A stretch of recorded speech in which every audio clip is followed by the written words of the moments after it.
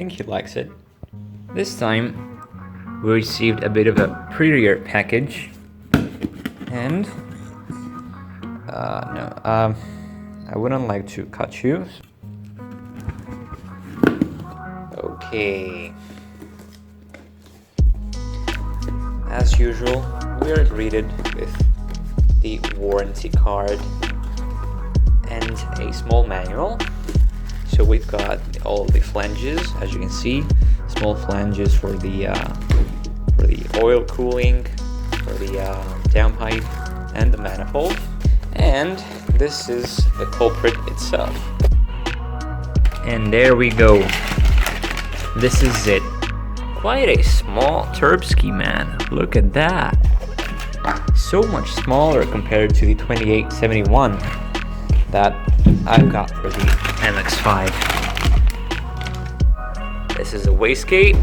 Comes with all the necessary plumbing, as you can see.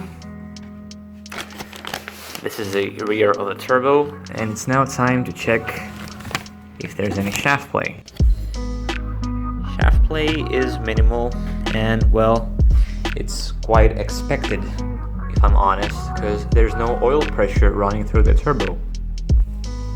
Hello! This turbo is what I would consider to be the ultimate for an MX-5, wouldn't you? Well, basically, it's very cheap. It only comes in at about $120 US or 110 euro plus shipping. And the good thing about it is that it's got 1 year of warranty. It's a brand new unit. It's got an internal wastegate, and most importantly, there are many manifolds available for it on the market. It's a standard TD04 flange from the Subarus and some Saabs. So basically, you can get a manifold for it from many well-known retailers. It's a great choice for turbocharging your Miata, because since this turbo is out of a 2.0, if you've got a 1.6 or 1.8 Miata, you can still get an adequate power output of say around 230 to 250 horsepower, depending on how hard you want to push it, and still get good spool out of it despite being a journal bearing unit.